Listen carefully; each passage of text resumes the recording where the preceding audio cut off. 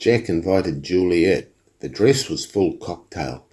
Smith gave Jack the address of a shop in the city to go to. The people there will look after you, he said. Jack ended up with a complete suit and tie with cufflinks and a tie pin. He imagined himself for a moment as an international banker. The Hunter Joe Gunter's homestead wasn't particularly large. However, out on one wing of the house, there was a very large room. It was a ballroom. It was where Smith had concerts and recording sessions and taught music lessons. In the middle there was a grand piano, and Smith could tinkle those keys to perfection. The ballroom was where the event would be held.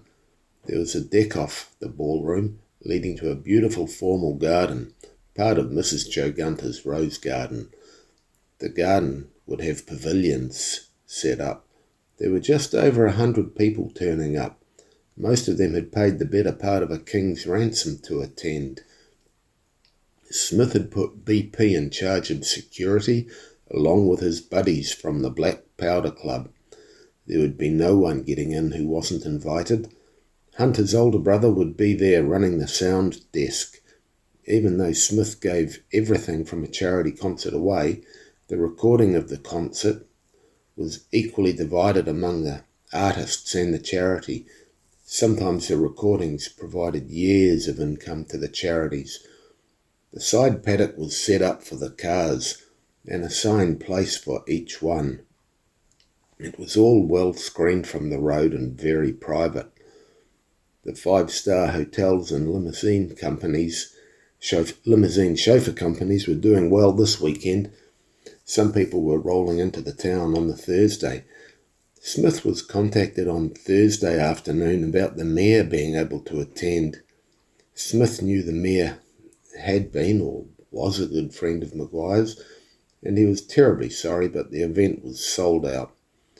One evening during the week, Jack asked Hunter if he'd ever been to the club where Smith took him for lunch that time, and Hunter told him no, and he didn't even know where it was. Since school had finished, Molly had been baking her muffins and selling them at the market.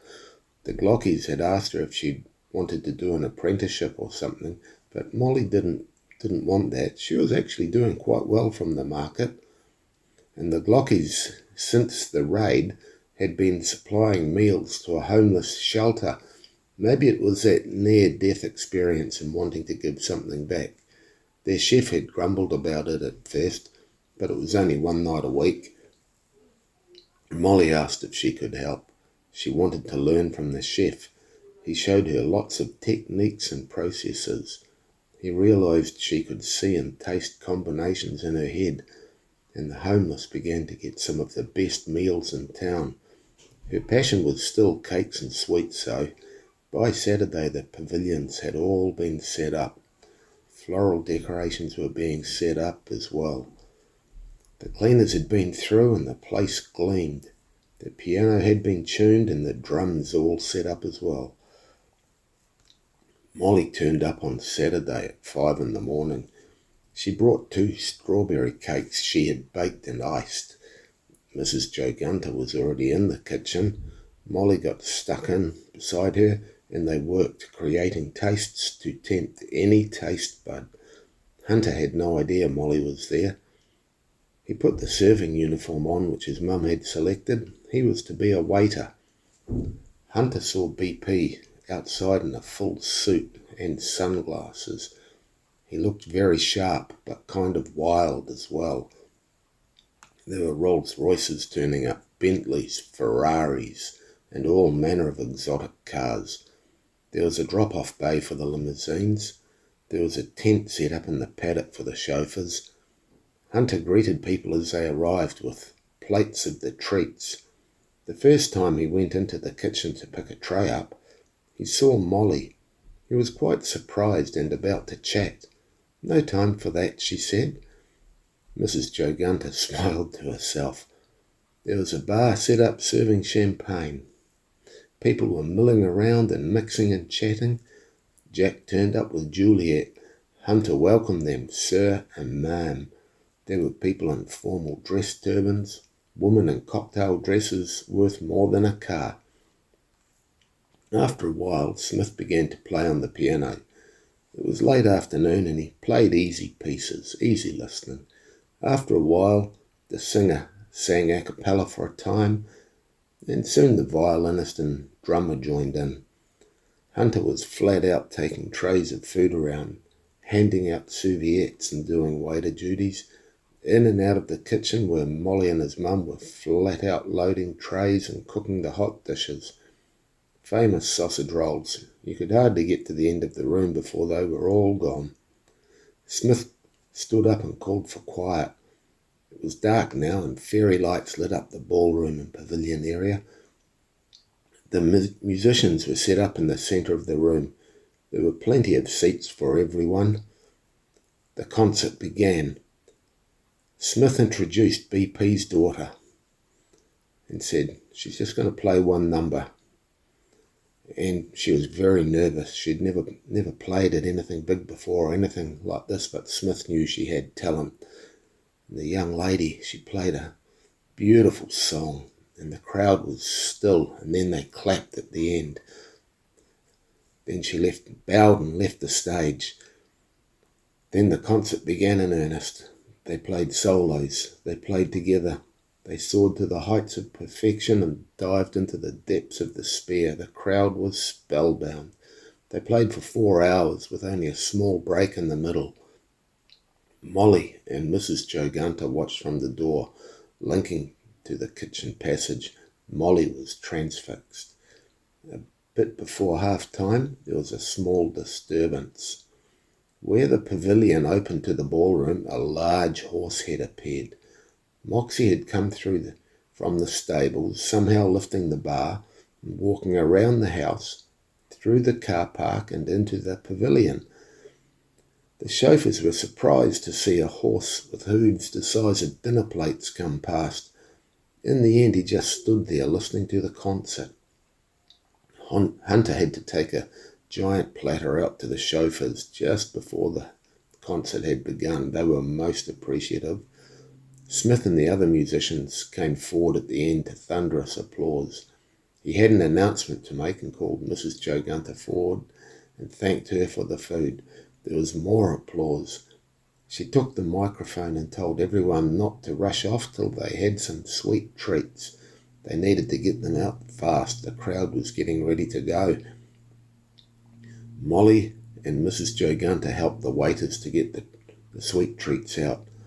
Hunter could see Molly had real presence. Besides some of the women in cocktail dresses, she made them look plain, even in her cooking uniform, covered in icing sugar with dusting marks and all sorts of things.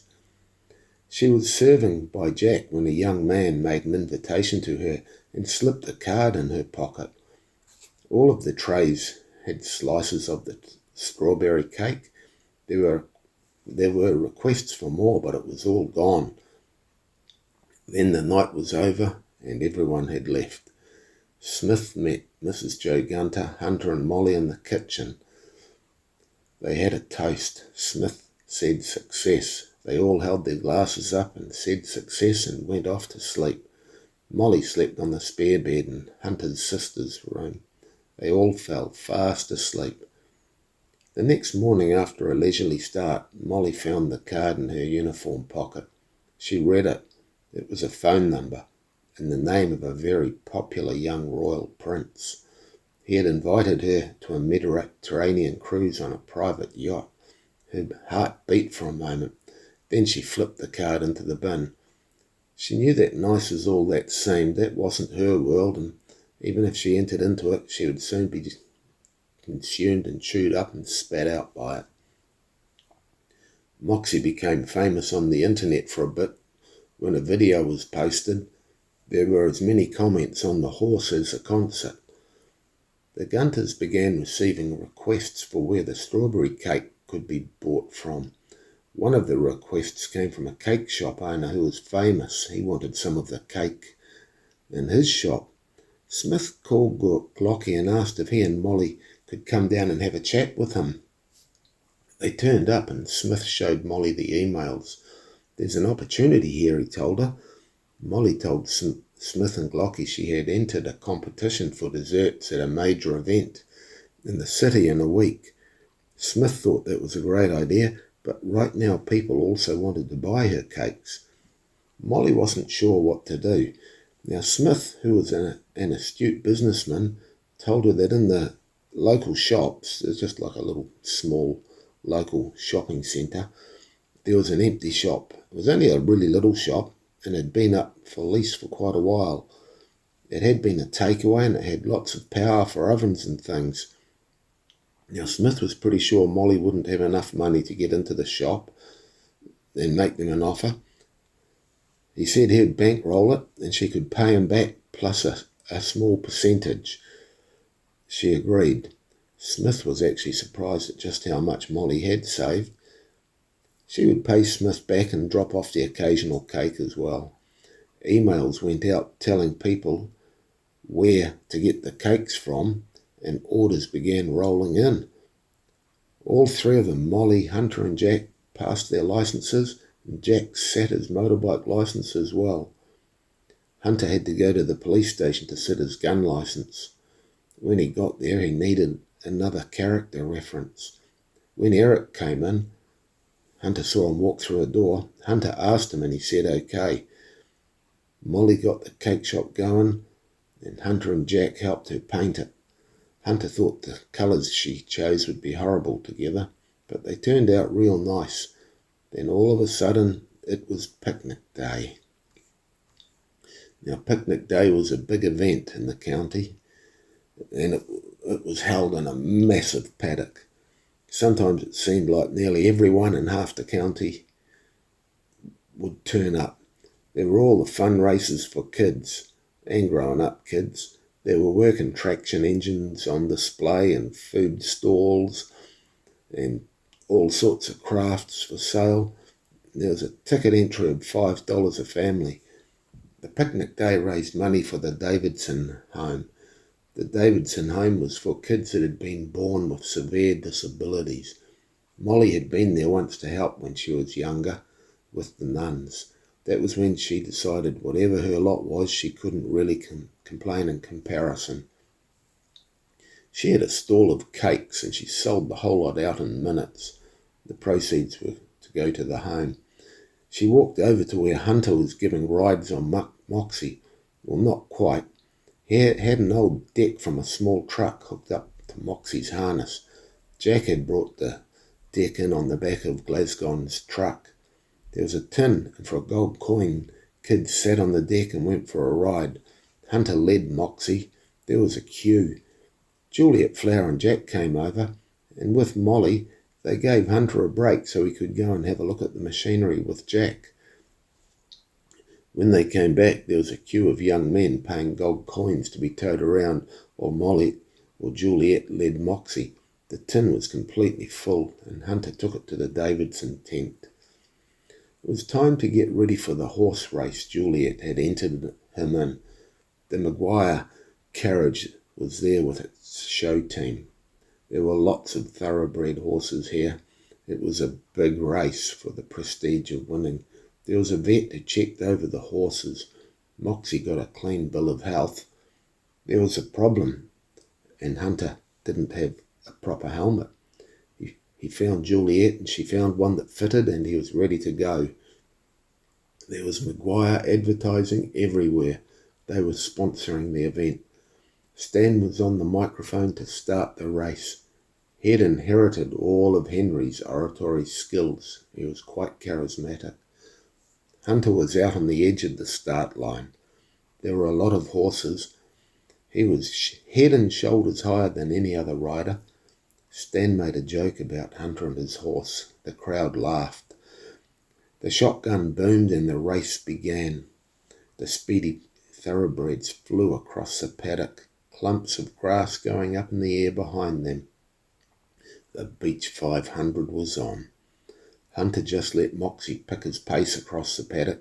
He was dead last as they reached the river. He heard a derogatory comment from the microphone to the crowd. There was quite a current flowing. Moxy just ploughed in and surged up the opposite bank. Lots of horses had been swept down the river a ways and were struggling up the bank. Moxy gained a lot of places there. Around the course there were TV cameras, and the event was being relayed back to the start paddock where Stan was giving commentary with a bunch of horse experts. After the river, the track wound around Sound Hills out to the beach. Once on the beach, the horses thundered down to the far end, about 2 kilometres away. Moxy was by no means the fastest horse down the beach, but gave a good account of himself. There was definitely no other horse that looked like it was carrying its rider into a jousting battle. At the end of the beach there was a taxing climb up a monster of a sandhill. Molly blasted up it with his head held high, snorting as they passed other riders. Down the other side he went, in a sideways sort of a walk. Then they wound their way through pine trees, back to the river, across the lap, a lap around the start paddock, back over the river, and so on. The second time around, Jack and Molly were at the top of the big sandhill, and Molly was yelling, "Go, Hunter, go, go, Moxy, go." When the time was up, they found they had come in the middle of the pack. Hunter was surprised. He didn't expect that. There were prizes. Juliet was right up the front and won first woman to finish. A Maguire thoroughbred won first overall. Then Hunter and Moxy's names were called. They won the Most Style Cup, as voted by the crowd. The crowd watching had cheered whenever Moxy had featured on the screen with his head held high and his warhorse gallop. Stan on the stage just scowled. And that was the picnic day done for another year, and the Davidson House Trust had done very well. All the proceeds from Smith's concert were donated to it as well. Smith refused to allow them to publish his name or the amount he and the other artists donated. "It's about you guys," he always told them, "not us." That left the publicity to the Maguires, and they always made the most of it. Hunter saw someone by the Maguire carriage who he thought for a moment was Henry. They had the same sort of walk. Then he decided he was mistaken. They were a lot older and stooped over. The day of the cooking competition that Molly had entered rolled around. There were chefs creating stunning dishes, and mouth-watering aromas floated in the air. Hunter, Jack and Juliet had come to watch Molly bake. She was flat out like all the contestants, measuring and mixing and timing and adding all their special flourishes. Molly was making one of her strawberry cakes. Judging time came, and all the cakes were laid out on a judging table. From behind a rope you could view the creations. Molly's was shaped like a big strawberry. It looked spectacular. There were lots of flashes from cameras going off.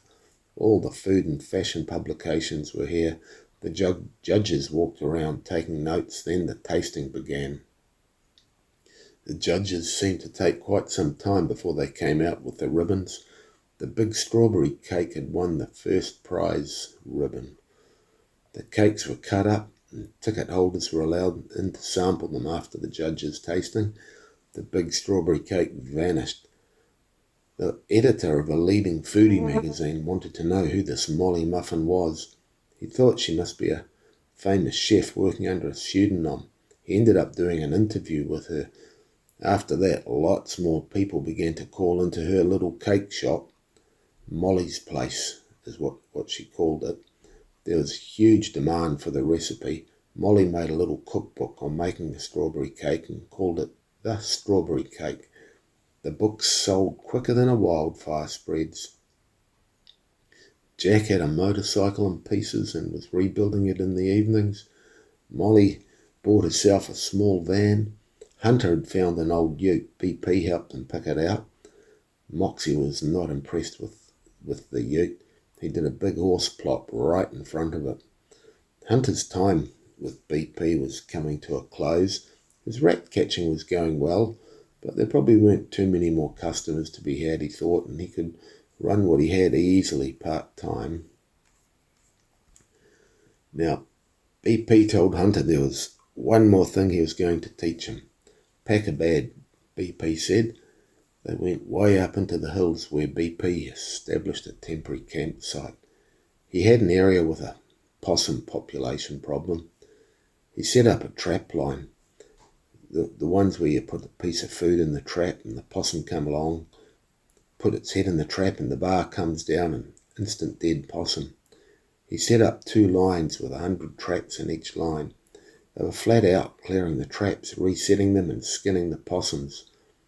As they cleared an area out, they moved the traps. Hunter had wondered what the freezer on the trailer they'd towed in was for, and had a big solar pack that ran it as well. He thought maybe they were about to have some delicious food.